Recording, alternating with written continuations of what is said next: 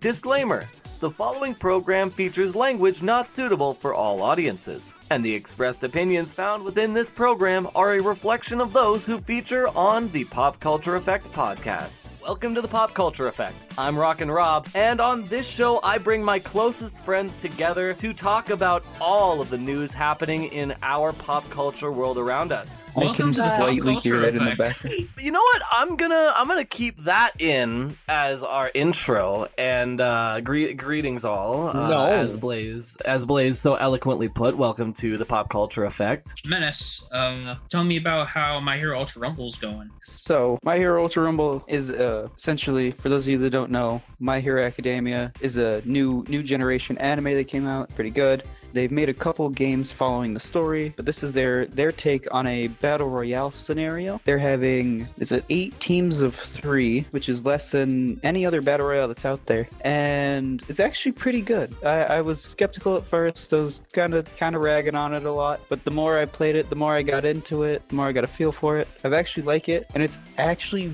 compared to other battle royales where you're just, running around, shooting, not really like having to think about what you're doing or where your teammates are and stuff like that, to where you can just go in solo. You actually need to have team play. You actually need to have cooperation, which is something I like. It makes it feel more difficult, makes it feel like more strategic, I guess you could say as well. But like, essentially you get, right now, there's 18 characters in total, 4 villains, and the rest are heroes. There have been leaks about other characters coming out from the newer seasons of the show, but to name off some of them, in the game right now you got my boy Tomura Shigaraki, you got All Might, Deku, Denki Kaminari, Cementos, which was a weird one. I was actually kind of like wondering how it was going to work, but seeing him play out, I haven't played him myself, but seeing him play out on like my teams and stuff, it's actually very good. Another thing that I really like is that each character has their own class, essentially. You got tank characters, you got support characters, assault characters, and speed characters. And then there's another one called technical characters. And not only do they have their own like class for what type of like character in the anime they are and how their powers work, but the type of character they are gives you a stacking buff in your team of 3 that you get. So if you have a speed character on your team, if you have a speed character on your team, you get like a 5% speed boost. You have an assault character, you get a damage increase, stuff like that. Another cool thing is that each character they each have 3 abilities, and then they have what's called a special action, and the special action is based on their character in the show. Like Froppy or Suyu can go invisible. That's her special ability. A person named Ibarra, or her hero name is Vine, she can wrap her vine hair around her teammates and heal them and actually revive them from it. Mr. Compress, who's another support character, he can actually pick his teammates up and turn them into marbles and put them in his pocket, and you can travel around with them. There's actually, and going away from gameplay and going to more like I guess you could say business perspective, there are gacha aspects to get. It's only cosmetic. You can unlock some characters, but what they do have is a weekly rotating of 3 characters that you can unlock with tickets that you earn by doing challenges in the game. There is a buyable currency to get the rolls for the outfits, but there are a plethora of ways to get the currency or the tickets needed to get the cosmetics or to get anything you want in the game. There's portraits that you can unlock to put on your banner when people look at your profile. There's voice lines that you can get for the characters. There's emotes. There's a gold store that you just earn by playing each round and completing challenges that unlocks other stuff like that for you too. Like you can ask anybody in this podcast, I'm very critical when it comes to games overcharging or over monetizing. I hate it. And this one hits like just that sweet spot where there is monetization, but there is not. It's not like if you want all the cool shit, you have to pay money for it. Yeah, it's really fun. I've been liking it. I know Blaze and Subset and Bobbert have been playing it too. Man, when it comes to me, I just love that we have I'm yawning, give me a second. Oh. I haven't played too much of it, but I'm really excited to start trying it out soon. I did the tutorial at least, and it looks interesting. It's so good. I love it. I love that we get another battle royale game. I hope we get more villains. I want to see a bunch of villains, honestly. I want to see a bunch of characters.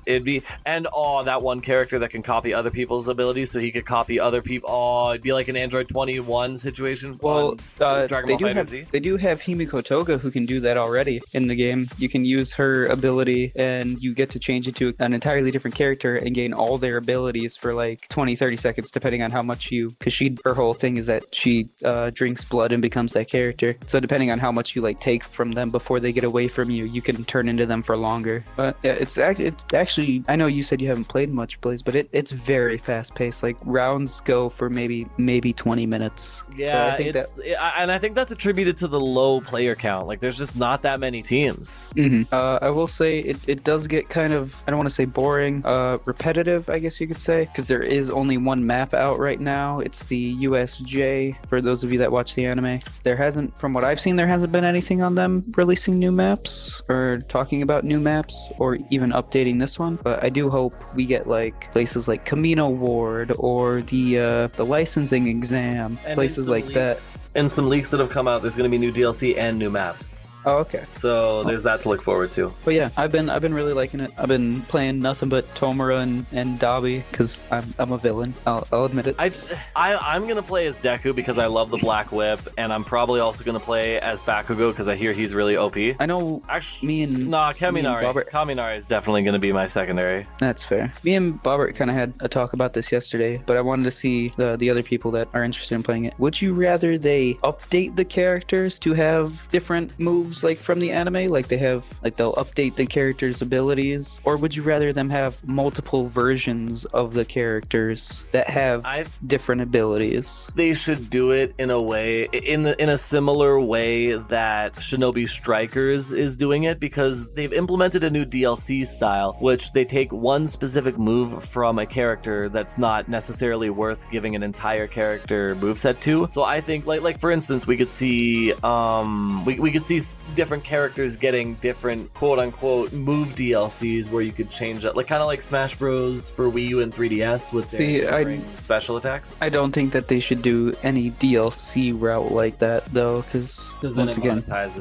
over monetization. Yeah, but I feel like as a free game, like I feel like it's especially if they price them low, like maybe like $5 a move or something. So I'd like to see, because we got normal Deku right now. You see him in his outfit. I want to get a completely separate version of Vigilante Deku that has like a skin that has different abilities based on the quirks that he unlocks later in the show. Man, I am so glad we did not have to open another My Hero game with a shoot style Deku. You know how many times I've seen shoot style Deku? I saw him in Jump Force. I saw him in both of the My Hero games.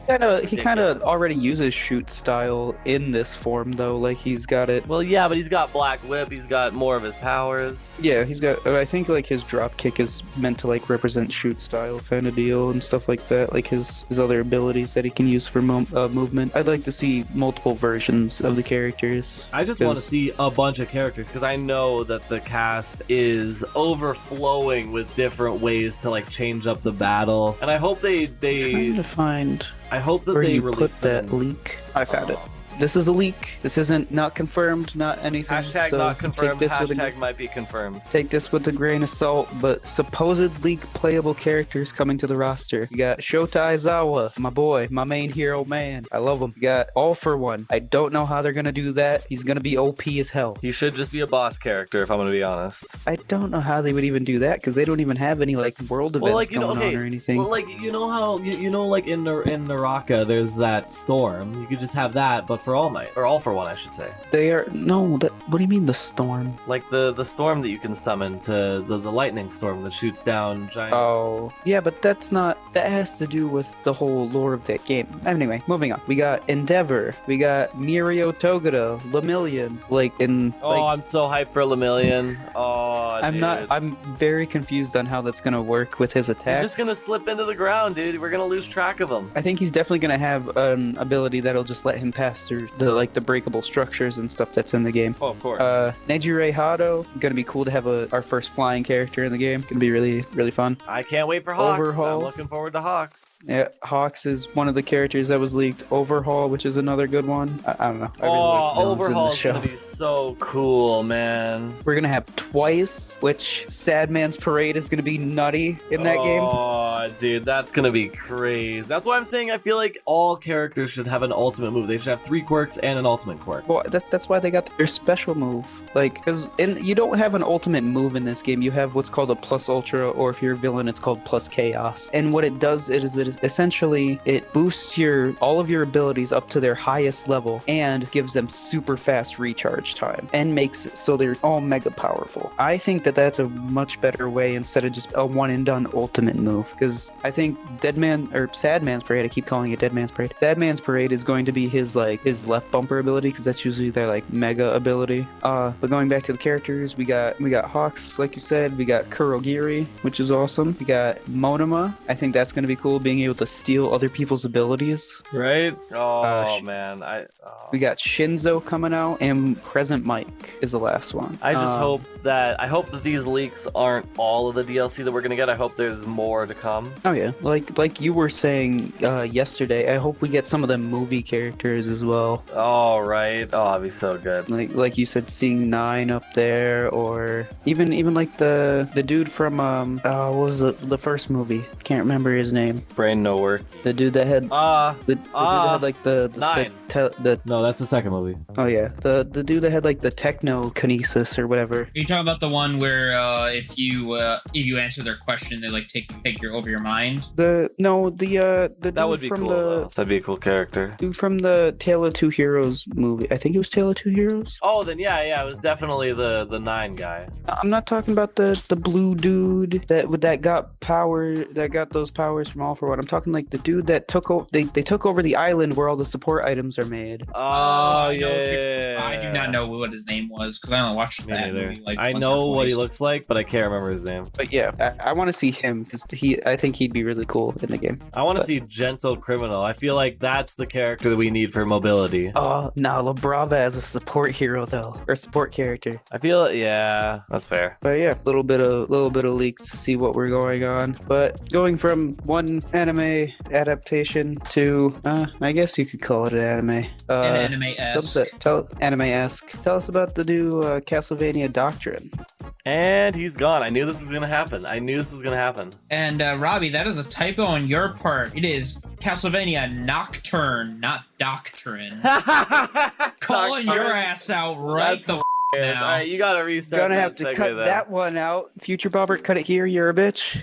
Also, apparently, Disney is also putting out a Once Upon a Studio movie, which is just basically a movie about all of their characters taking a picture together. And it sounds like the stupidest plot for a movie I've ever heard. It's not going to be a full movie. It's going to be like a short. Still dumb. Also, I never got a chance to watch Carl's Date. I hope it was good. So, moving on from one video game to a new DLC coming out to what I've heard is a very good story game. Blaze, tell us about this new Tales of Arise DLC. Yes! I was so hyped, I lost my mind when I heard that State of Play had a trailer for Tales of Arise for a DLC of a game that came out 2 years ago. So, Tales of Arise is a anime-esque story RPG, very similar to Final Fantasy in the aspect of each Tales of title is like a whole new world, whole new story, unless it's like a dedicated sequel to that world and story. They've been making Tales of games all the way back to the beginning of PS2 and GameCube, and Tales of Arise is their current one that came out 2 years ago in 2021 around September. But yeah, State of Play, PlayStation State of Play, just out of nowhere dropped a trailer for a DLC for it called Beyond the Dawn. And this one is going to be a sequel DLC in a sense, where it's going to take place about a year after the main story ends in the base game. And it's going to be a fairly large DLC spanning about 20 plus hours of just story content, not including side quests and other stuff they're adding to it. So this one's kind of almost in the same vein of how Spider-Man had Miles Morales, where the game became so big that it ended up just becoming its own sequel game instead of just being a DLC. Kind of the same vein with Tales of Arise, but they're still just keeping it as a DLC, but it's big enough to be its own game if needed. But I've never actually played like, how is it time-wise? Like, you said it was 20 hours compared to the the base game. The base game, I was probably playing about 50 hours of just main story, not even side quests. I mean, given I took my time on it, it's like a semi-open world experience. So there was a lot to check out. I had to do a couple side quests here and there. I probably could have finished it in like 35, 40 hours, but I took time with it because I was invested with just the world alone.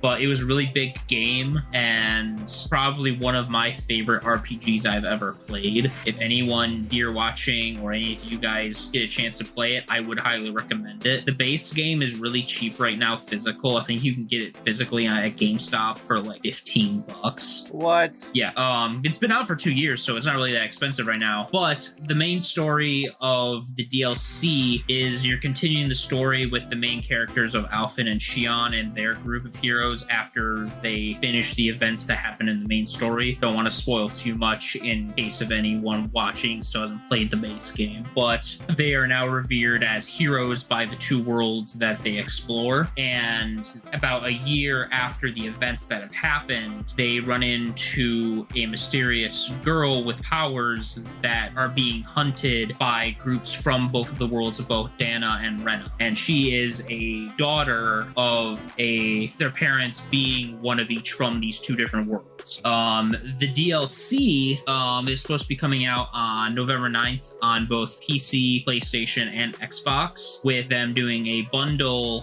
for $60 that will come with the base game along with the DLC, or you can just get the DLC for $30 if you already have played the original game or still have the base game. And there will be a couple different digital collector's editions for $80 and $100 that come with some extra bonus content for it. But one thing I'm worried a little bit about it is that a lot of people probably have, for those who have had it physically, have probably sold their copies, not expecting for anything else to come out of it. So I'm wondering if this DLC is going to get looked over real quick because not many people have any physical copies of it anymore. But see, but I know most people, like, if it is that big of a game, I feel like most people will still have their copies. I'm just really shocked that this is going to be like a DLC that's almost a sequel for it. And I was really surprised that it was going to get a sequel DLC in the first place, because the game ended very nicely with a really nice bow on top, and it could have just ended right where it was. I was hoping for more to come to it, but I was content if nothing else came of it because it ended so nicely. But that's pretty much... I was going to say, before we move on, I wanted to add my own addendum.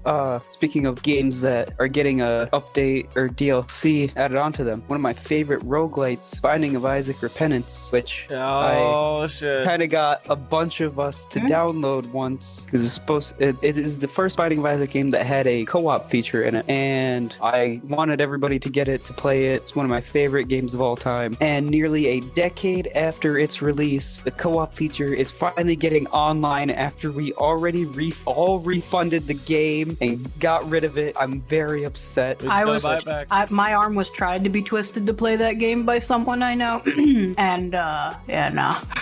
Don't you dare try and get me to play that shit. Hell no. Please. No, I've already tried to play Binding of Isaac and I can't get into it. It's too fast paced for my goddamn reflexes of an elderly bulldog who's on Morphine. You gotta smoke enough weed that your brain is moving slow enough that you're perceiving time slower than us. It is a bullet hell game, but Yeah, I don't like bullet hell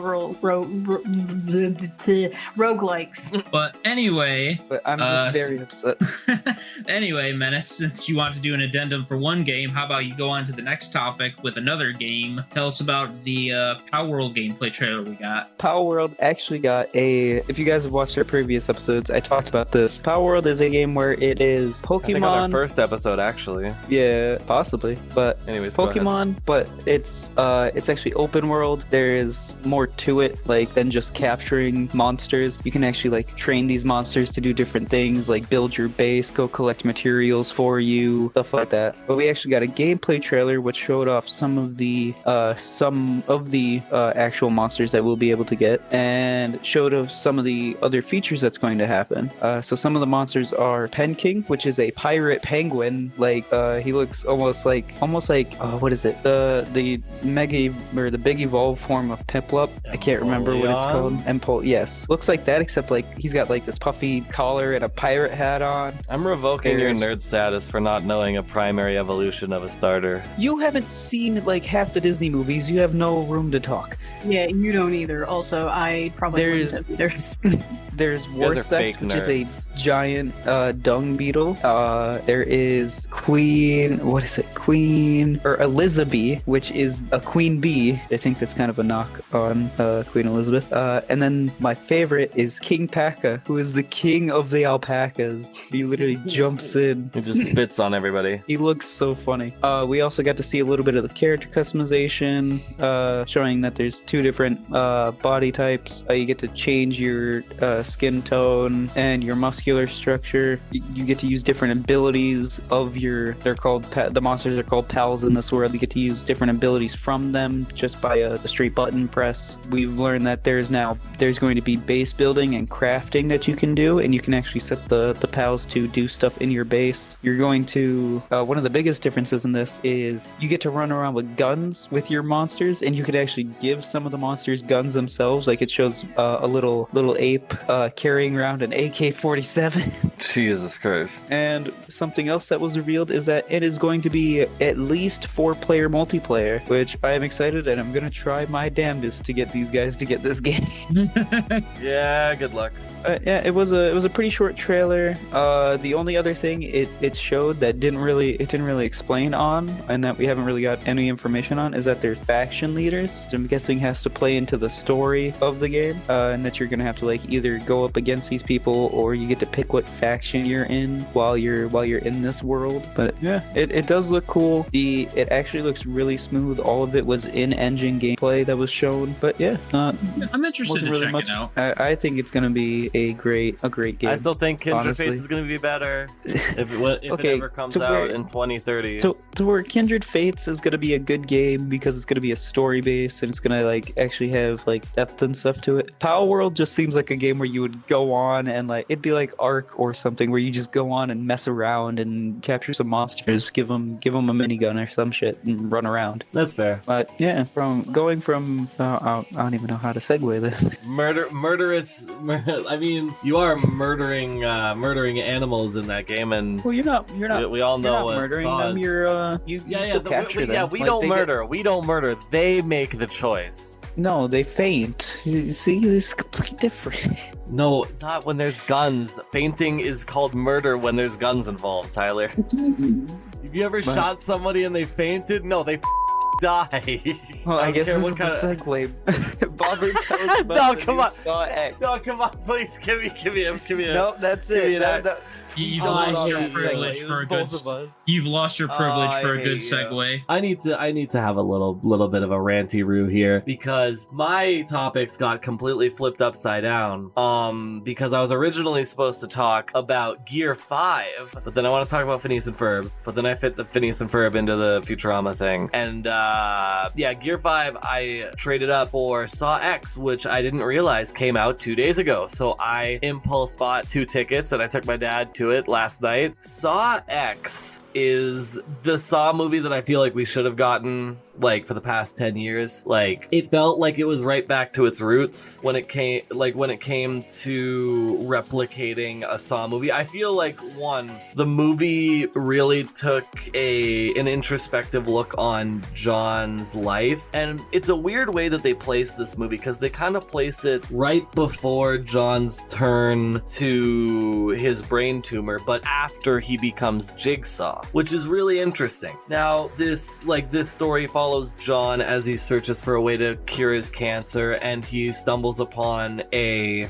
treatment that apparently cures cancer. And you can tell by the fishy language that I'm using that there might be some foreshadowing here. Anyways, so obviously the surgery doesn't go well. It doesn't work. And John sets out to get revenge on every single person that was involved with him being tricked into this scam, as it were. And obviously you get references to some old characters. Amanda shows up. But yeah, this movie had a really interesting tone because usually in these Saw movies, we don't really get to see a lot of Kramer in the sense that he is in person with the victims. Oftentimes we just get to see the Jigsaw videos or the cassettes, and it was really interesting to see him interact with all the people that were in the traps. I thought it was really cool. There was an interesting twist at the midway point of the movie that I thought really kind of changed how I looked at the movie. I thought it was really cool. I feel like this movie is really worth going out of your way to watch, and I want to say this right now. This is definitely sentiments from Your Movie Sucks, Adam, but they wasted 10 years not making Saw movies because they made a really shitty one that nobody liked, and the franchise died for however many years until they put this movie out. But yeah, I feel, and I agree with Adam's sentiment, with the fact that to really maximize the franchise, they should have made as many movies as they physically could while Tobin Bell is in his acting prime, because we all know what happens when a famous actor of a franchise is no longer able to reprise his role. It dies, and I really don't want to see the Saw franchise die, which I feel like it kind of did for Saw 8 and Saw 9, but I feel like this kind of rejuvenated it a little bit. I just feel like it's a little bit too late, but I definitely say it's worth going out of your way to watch. But I will say this one thing: how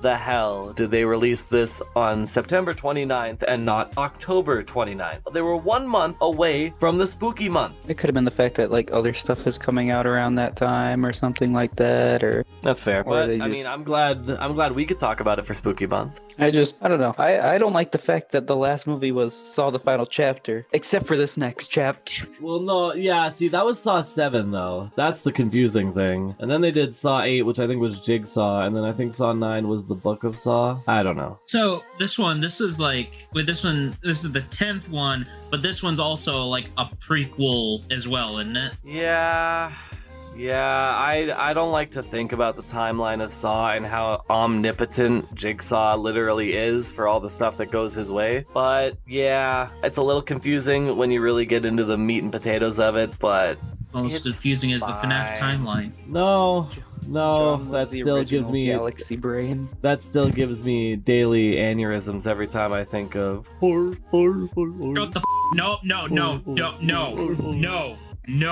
No. That needs to stop. I am so tired of hearing that. You know what, Robbie?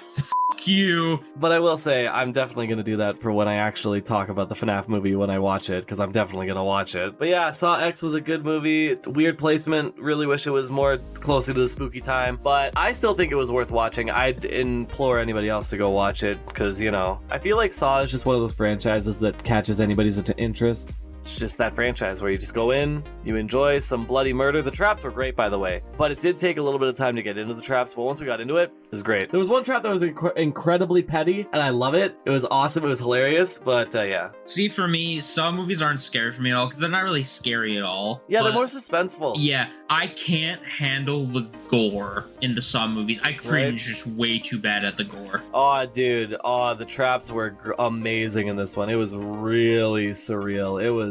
I feel like there have been more bombastic and more intricate traps and more deadly traps, but these ones definitely were good. But, you know, there's always the question of why does Tobin Bell look older now than he does in the last moments of his life? Because, you know, they wasted 10 years not using it.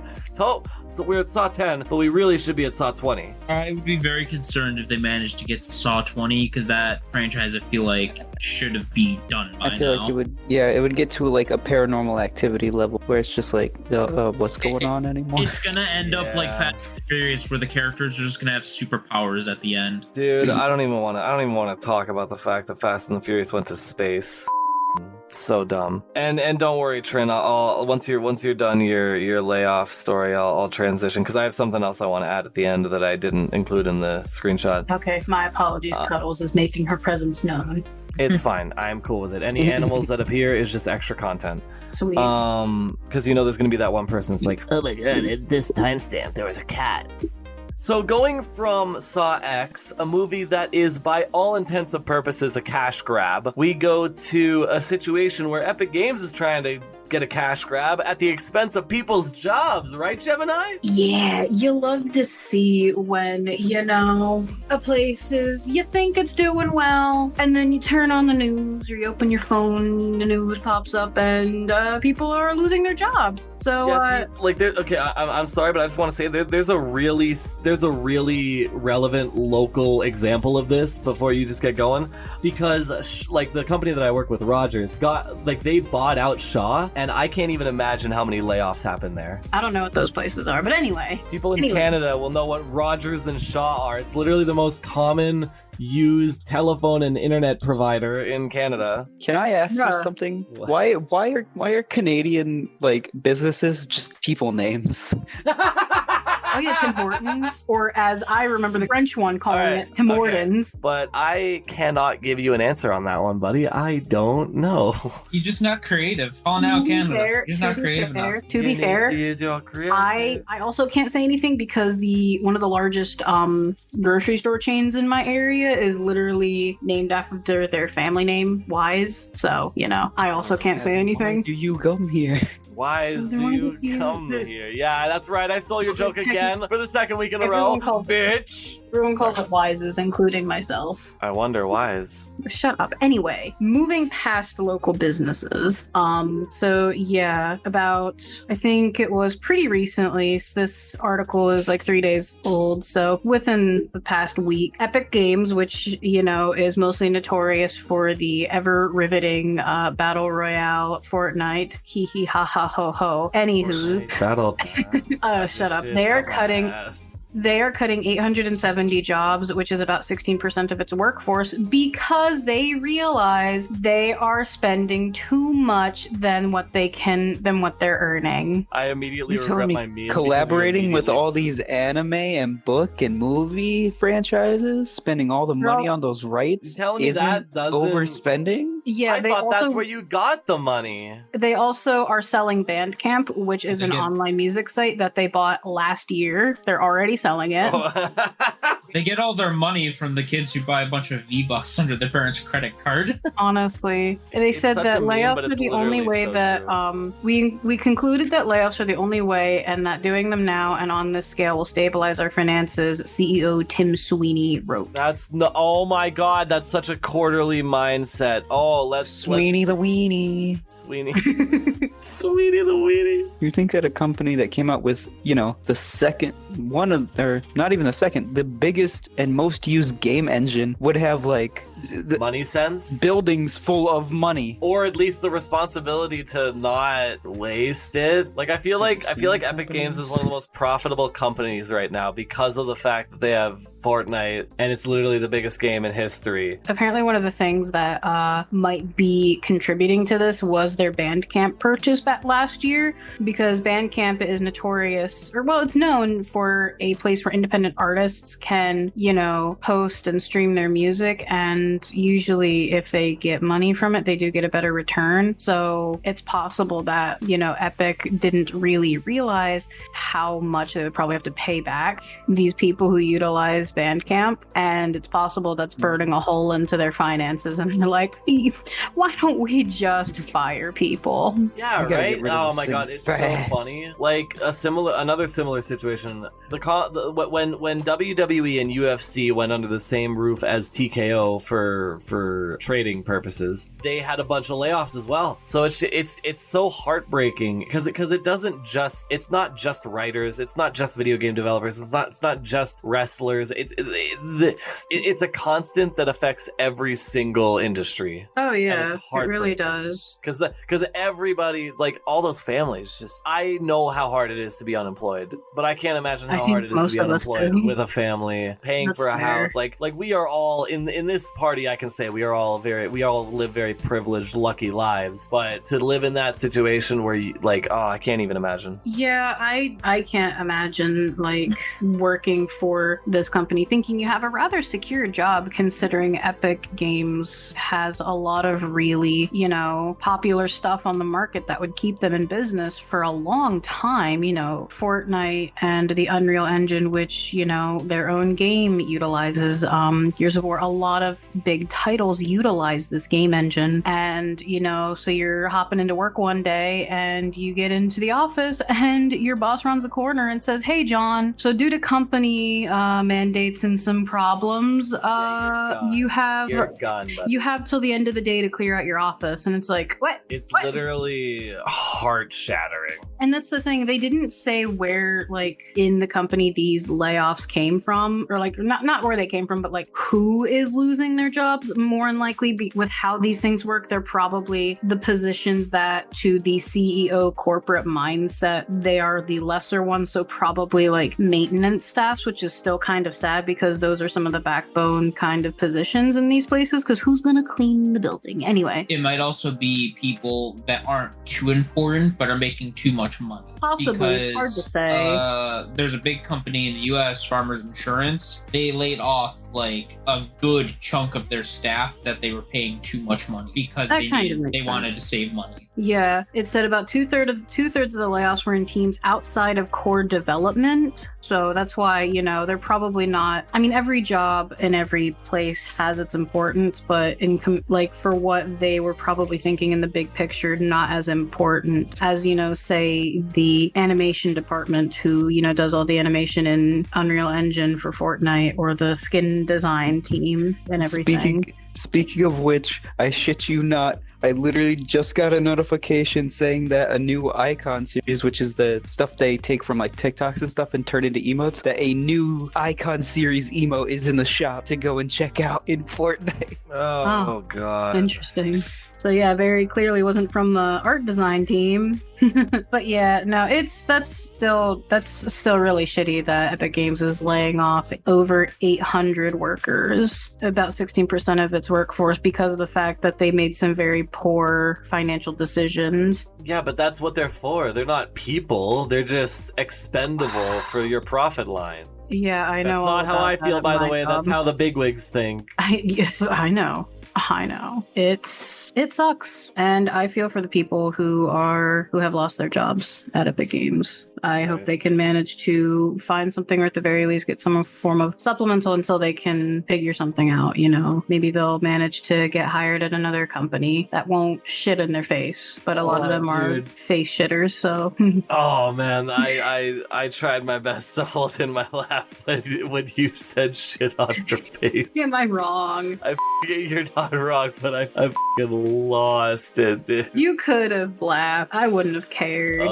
See, all I can think about is that one South Park clip where Mr. Mackey's like, "Okay, are you okay? Okay, if I came over to your house, okay, your family's eating dinner, and your mom's about to lift her fork up, and I just came over and pulled down my pants and laid a mud monkey right on her face." It's like, dude, I can't take this shit seriously. Good Lord, Robbie, what the is wrong with you? What the is wrong with you? We will never know, dude. We will never know. I'm sure hundreds of people have been trying to figure that out since the day you were born. I am an enigma.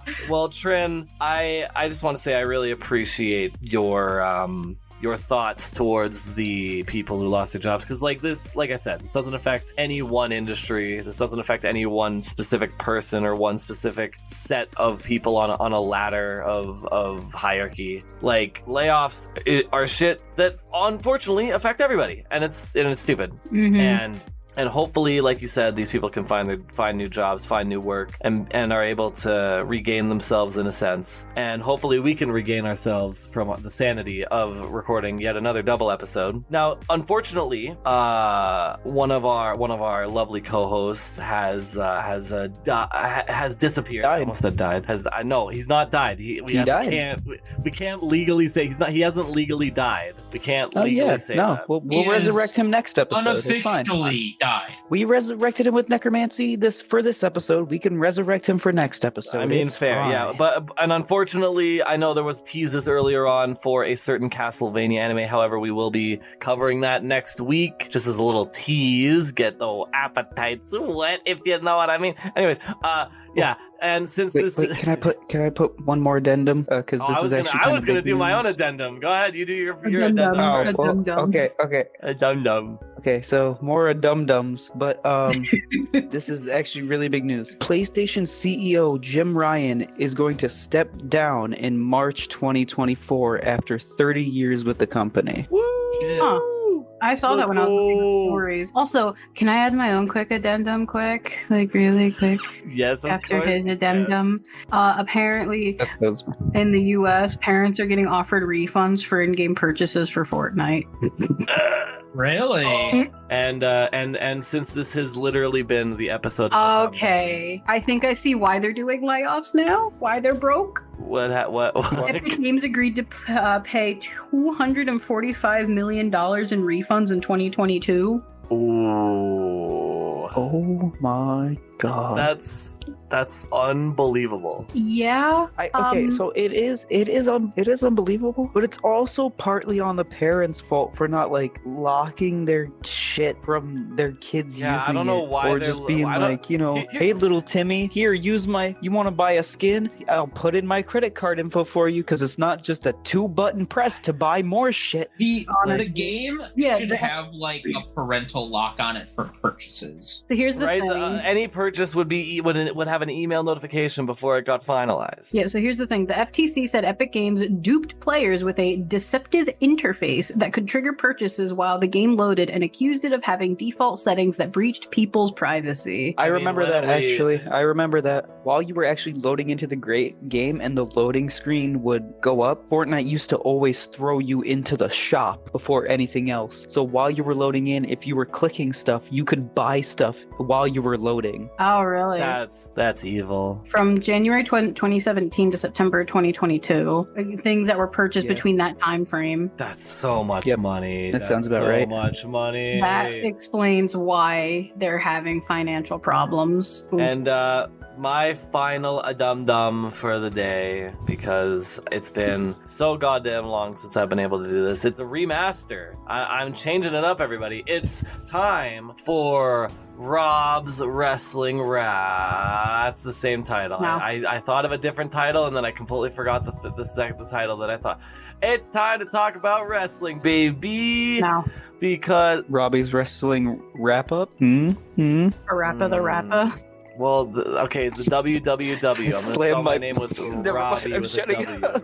Oh my god. Anyways, I just want to take a few seconds to talk about the fact that AEW is putting on their Wrestle Dream show, which is to celebrate the life of Antonio Inoki, which is one of Japan's most decorated and most famous wrestlers in their literal history. And we may or may not be seeing the debut of the Rated R Superstar. He might be called Adam Copeland, but we don't know that. And I just want to say, because it's been so long and I feel like this is the time to talk about it. I will always miss my favorite wrestler, Wyndham Rotunda. May he rest in peace. Celebrate both Wyndham Rotunda and Antonio Inoki, and celebrate both of their lives and just how incredibly influential they were to the wrestling world. Anyways, with that being said, I would like to implore all of those listening today to go check out all the stuff we had talked about today. I'd like to implore everyone to go check out all the other incredible podcasts that CJSW has to offer. And I'd like to thank all my wonderful co-hosts. I'd like to thank my wonderful friends, starting with Menace, Oh yeah, always a good time. moving on to Blaze. Fun as always. And unfortunately, finally, Gemini. Pleasure as always. And I'm definitely going to do this just to have a little bit of fun with editing. Totally not pre-recorded audio of Subset. Heyo. Jesus. Cringe as Cringe. Dude, It's a bit cringe. Robbie cringe. Robbie No, I Robbie no, I was waiting. cringe. From all of my friends, including the friend that totally is still here, right, Subset? heyo. I'd like to say thank you all for listening to our rambunctious ramblings, and we will all see you in the next one. Bye-bye. Bye.